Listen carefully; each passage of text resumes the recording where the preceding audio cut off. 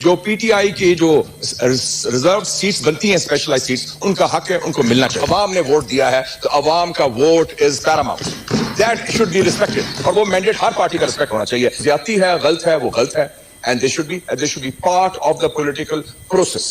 کے خلاف ملٹری کو بھی ہوا, ان کو ہاتھ کڑی بھی لگائی گئی, پرائم منسٹر آف پاکستان کو ہاتھ کڑی بھی لگائی گئی. سب نے سب, اور اب ان کی پارٹی سے زیادتی ہو رہی ہے, جو زیادتی, اس لیے میں نے سائن کیا ہے کہ چاہے چور ہے یا کرپٹ ہے یا غدار ہے, اگر جتنے سیاسی قیدی ہیں بشمول عمران خان ان کو رہا کیا جائے.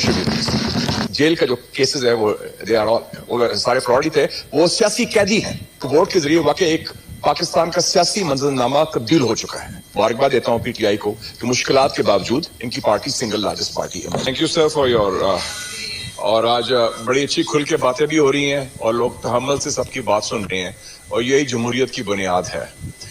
پہلے تو میں سمجھتا ہوں کہ یہ 8 فروری کو جو انتخابات ہوئے بڑی تاریخی انتخابات تھے, گو کہ کنٹروورشل بھی ہوئے, لیکن 8 فروری کو ووٹنگ والے دن, بیلٹ کے دن, لوگوں کو آزادی سے اپنے ٹرانسپیرنٹ طریقے سے ووٹ دینے کا موقع ملا, اور ووٹ کے ذریعے واقع ایک پاکستان کا سیاسی منظرنامہ تبدیل ہو چکا ہے, اور اس میں ایک سپلٹ مینڈیٹ آیا ہے. میں مبارکباد دیتا ہوں پی ٹی آئی کو کہ مشکلات کے باوجود ان کی party single largest party emerge کی ہے, اس میں کوئی ڈاؤٹ نہیں. لیکن میں مسٹر چیئرمین, باقی باتیں تو ہوگی کہ ماضی کے وہ ظلم کی داستان کیا تھی اور رونا اور دھونا اپنی جگہ, لیکن I would like to present the way forward, and I think 3 elements ہیں وے فارورڈ کے کہ آگے کیا راستہ ہے, کیونکہ یہ ہمیں خدشہ ہے کہ 8 فروری کا جو انتخابات ہیں یہ بحرانی کیفیت نہ اختیار کر لیں. اور اس لیے نمبر 1 جو ہے, what are the roots of this situation, roots of this crisis, کہ جڑ کیا ہے, ایشو کیا ہے. سر ایشو 3 بڑے واقعات ہوئے ہیں جو جمہوریت کے منافی ہوئے ہیں پچھلے 10 سالوں میں. 2014 سے شروع ہوا تھا ایک دھرنا جو ہماری سیکیورٹی اسٹیبلشمنٹ نے اسپانسر کیا تھا against a democratically elected government, اور وہ اسپانسر کیا گیا, وہ چلا, اس کا کوئی جواز نہیں تھا اس وقت, لیکن انفارچونیٹلی ایک گورنمنٹ کو ڈی اسٹیبلائز کرنا تھا. اس کے بعد 28 جولائی 2017 ایک سافٹ کو ہوا, اور میں واحد تھا اس وقت مسلم لیگ نون کا جنہوں نے 2 باتیں کی تھی اسی ایوان میں. میں کہا یہ میاں صاحب کے خلاف جو نکالا گیا ہے یہ سپریم کورٹ کا, یہ سیکیورٹی اسٹیبلشمنٹ نے سپریم کورٹ کو اور عدلیہ کو استعمال کیا ہے فار اے سافٹ کو, اور میاں صاحب جو ہیں جیل میں جو گئے ہیں, وہ جیل کا جو کیسز ہے وہ سارے فراڈ ہی تھے, وہ سیاسی قیدی ہیں. I was the first to say. باقی ہمارے لوگ اس طرح اس کو ڈرتے تھے, فیض یاب ہونا چاہتے تھے یا کیا تھا, ہاتھ ملتے تھے, جو بھی کچھ تھا, لیکن these are the facts. Unfortunately وہ سافٹ کو ریپیٹ ہوا 10 اپریل 2022 کو پی ٹی آئی حکومت کو نکالنے کے لیے, وہ بھی سافٹ کو تھا, اس میں پارلیمنٹ استعمال ہوئی. اب تو مولانا صاحب نے بھی ساری باتیں کہہ دی ہیں, ہمیں حقائق جو ہے نا اس پر بس نہیں کرنا چاہیے. So there was this pattern destabilization. جب ہمارے خلاف ہو رہا تھا تو دوسری سائڈ بڑی خوش تھی, جب ان کے خلاف ہوا تو ہم نے بڑی خوشیاں منائی کہ بڑا اچھا ہوا, اور بہتر ہوتا کہ اس کے بعد الیکشن کروا دیتے, سارا کر لیتا. تو سو دس از ویری کلیئر کہ ہمارا ایک ٹریک ریکارڈ ہے کہ جس میں یہ ہوتا ہے, اور اس میں آپ نے اسٹیبلشمنٹ کی بات کی. اسٹیبلشمنٹ کی not function on its own جب تک ان کے ایلائز نہیں ہوتے, ساتھی نہیں ہوتے, مل کے ہوتے ہی سارے. اگر سازش بھی ہوتی ہے تو مل کے ہوتی ہے, نمبر 1. نمبر 2, اس وقت ضرورت ہے مسٹر چیئرمین ہیلنگ ٹچ. جتنے سیاسی قیدی ہیں بشمول عمران خان ان کو رہا کیا جائے. The situation has changed, اور اس میں بلوچ مسنگ پرسنز کو بھی کہتا ہوں اور خیبر پختونخوا کے مسنگ پرسنز کو بھی کہتا ہوں, کیونکہ دست شفا کا مطلب صرف نہیں کہ پنجاب میں ہو. دست شفا کا مطلب ہے خاص طور پہ بلوچستان, خیبر پختونخوا, جہاں سندھ, پنجاب, جہاں بھی ہو. جو زیادتی ہے, غلط ہے, وہ غلط ہے, and they should be part of the political process. اور وہ پروسیس آگے اسی طرح چلے گا جب ایک انکلوسیو جو 3 بڑی پارٹیز ایمرج ہوئی ہیں, پاکستان تحریک انصاف, پاکستان مسلم لیگ نون اور پاکستان پیپلز پارٹی مل کے, اور ہر ایک نے سفر کیا ہے. ابھی ذکر کیا ہمارے دوستوں نے, بھٹو صاحب کو پھانسی جوڈیشل مرڈر تھا, اٹ از ویری کلیئر. اور اس کے بعد جو پیپلز پارٹی نے سفر کیا ہے اس زمانے میں جرنلسٹ بھی تھا, we know and we were the ones who spoke for them also. پھر میاں صاحب دیکھیں خود, ہی از اے سروائیور.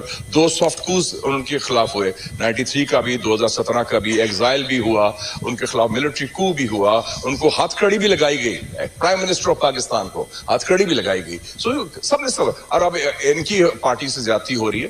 جو زیادتی اس لیے میں نے سائن کیا ہے کہ اعجاز چودھری صاحب جو سینیٹر ہیں, ہمارے ساتھی ہیں, ہمارے دوست ہیں, ہمارے کولیگ ہیں, محترم ہیں, ان کے خلاف یہ ہو رہا ہے. اور they should be general amnesty. ہم نے ٹی ٹی پی سے تو بات کر لی جا کے کابل میں, دہشت گرد جنہوں نے ہم نے بندے مارے تھے, بی ایل اے کو ہم کہتے ہیں جنرل ایمنسٹی دے دو. تو ہمارے جو سیاسی لوگ ہیں, سیاسی کارکن ہیں, سیاسی قائدین ہیں, ان کو جنرل ایمنسٹی دینی چاہیے. لیٹ اس, کیونکہ اب ماضی کا قصہ ختم ہو گیا. 8 February is the new day. That is the way forward. And finally, the way forward is very clear. اس پر انیشیٹو سیاسی جماعتوں کے پاس ہے. گورنمنٹ آف نیشنل یونٹی بنائیں یا 3 پارٹیز مل کے کوئی کولیشن بنائے. اور یہ جو رویہ ہے, یہ انہوں نے بھی سبق سیکھا ہوگا کہ کبھی ان سے بات نہیں کرنی, فلانے سے بات نہیں کرنی, چاہے چور ہے یا کرپٹ ہے یا غدار ہے, اگر عوام نے ووٹ دیا ہے تو عوام کا vote is paramount. That should be respected. اور وہ مینڈیٹ ہر پارٹی کا ریسپیکٹ ہونا چاہیے. یہ نہیں کہ فلانے سے بات نہیں کرنی. تو یہ بھی اپنا رویہ چینج کریں اینڈ موو فارورڈ. اینڈ اس میں سمجھتا ہوں کہ سیاسی جماعت اگر انیشیٹو نہیں لیں گے مسٹر چیئرمین, ابھی انیشیٹو ہے 3 پارٹیز کے پاس, ورنہ انیشیٹو چلا جائے گا GHQ, پھر وہ فیصلہ کریں گے. وہ سویگر سٹک لے کے آئے گا بندہ وردی میں, کہے گا اچھا جی sit down, do this do that. Do we want that? Do we want to have that humiliation جو ماضی میں ہو چکی ہے, 93 میں بھی ہوئی, اس سے پہلے بھی ہوئی. آپ خود انیشیٹو لیتے. اور اس میں سب سے بڑی ذمہ داری میں سمجھتا ہوں میاں نواز شریف صاحب کی ہے. پریزیڈنٹ اور ریبر جو ہیں وہ انیشیٹو لے. اب یہ نوکری کی بات, میں پہلے بھی کہتا تھا کہ 3ری بار 4تھی بار وزیر اعظم, time to show leadership, time to show statesmanship. وہ ہاتھ بڑھائیں دل بڑا کر کے. بلکہ میں تو کہتا ہوں پرائم منسٹرشپ آفر کر دے پیپلز پارٹی کو, خود آرام سے ادھر سربراہ مملکت بنے اور پیپلز PTI کو شامل کریں سسٹم کے اندر. They have to be part. And he should reach out to Imran Khan. ایسی کوئی بات نہیں ہے. وہ خود بھی رائیونڈ اور ماڈل ٹاؤن کا اتنا لمبا فاصلہ نہیں ہے, ایک زمانے میں بڑی یاری دوستی بھی تھی. تو وہ اس کو آگے لے کے چلیں. If we don't do that, Mr. Chairman, the initiative will be lost. Then all roads will lead to Rawalpindi. اور یہ جو ہے نا یہ فارغ ہو جائیں گے سارے. تو let us learn from history, let us learn from the mistakes of the past, اور ماضی کی غلطیاں نہ دہرائیں. غلطیاں کرنی ہے تو نئی غلطیاں کریں. اور میں سمجھتا ہوں پاکستان کے عوام نے شو کر دیا 8 فروری کو کہ ان کا اعتماد ہے اس نظام پر, ان کا اعتماد ہے ووٹ پر, ان کا اعتماد ہے بیلٹ باکس کا کہ ووٹ کے ذریعے تبدیلی آ سکتی ہے. اور واقعی 8 فروری کو تبدیلی آ گئی ہے.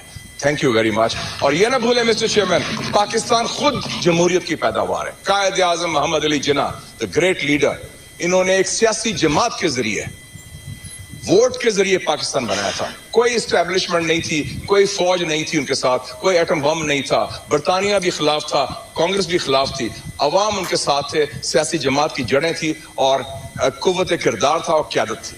تو let us follow that example and build a democratic inclusive Pakistan. ایک نادر موقع ہے, یہ موقع ضائع نہ کیا جائے. Thank you very much mister chairman. ناظرین, پاکستانی پاسپورٹ کی عالمی رینکنگ میں نمایاں بہتری ہوئی ہے, جس کے بعد ناظرین کرام پاکستانی پاسپورٹ دنیا کے ٹاپ 100 پاسپورٹ میں شامل ہو گیا. اس سے پہلے پاکستانی پاسپورٹ جو ہے وہ 113ویں نمبر پہ کھڑا تھا. جس کے بعد ناظرین کرام اب پاکستانی سٹیزن قوم پیش دنیا کے 32 ممالک کا سفر کر سکتے ہیں, وہ بھی بغیر کسی ویزے کے. ان 32 ممالک میں جو نمایاں ترین ممالک ہیں ان میں قطر شامل ہے, نیپال, انڈونیشیا اور مالدیو شامل ہیں. حضرت اکرام, کیا آپ کو پتہ ہے کہ دنیا میں سب سے زیادہ طاقتور پاسپورٹ کس کا نکلا ہے 2025 کے مطابق؟ تو وہ ہے جی سنگاپور کا. سنگاپور کے پاسپورٹ ناظرین کرام دنیا میں جو سب سے طاقتور پاسپورٹ ہے اس کا نام آتا ہے. اور سنگاپور کے پاسپورٹ ہولڈر جو ہیں وہ ناظرین کرام کم و پیش 193 ممالک کا سفر کر سکتے ہیں بغیر کسی ویزے کے. وہیں سیکنڈ نمبر پر اگر ہم بات کریں تو دنیا میں دوسرے نمبر پہ سب سے طاقتور پاسپورٹ ہے وہ جی 2 ملکوں کا ہے, جن میں جاپان اور جنوبی کوریا شامل ہیں. جاپان اور جنوبی کوریا کے پاسپورٹ ہولڈر کم و پیش دنیا کے 190 ممالک کا سفر کر سکتے ہیں بغیر کسی ویزے کے. वही नाज़रीन कराम तीसरे नंबर पे पासपोर्ट मजबूत है जी यूरोपियन कंट्रीज़ का, जिसमें Denmark, Ireland, Finland, Spain, France और जर्मनी शामिल हैं और इसके अलावा इटली भी है। इन ममालिक के पासपोर्ट होल्डर नाज़रीन कराम दुनिया के कम पेश 189 ममालिक का सफ़र कर सकते हैं, वो भी बगैर किसी वीज़े के। ना इकराम फ्यूचर में क्या पाकिस्तानी पासपोर्ट मज़ीद तरक्की करने जा रहा है या फिर वो तंजली की तरफ जाएगा? इस वाले से राज़मी अपनी राय का इज़हार करें।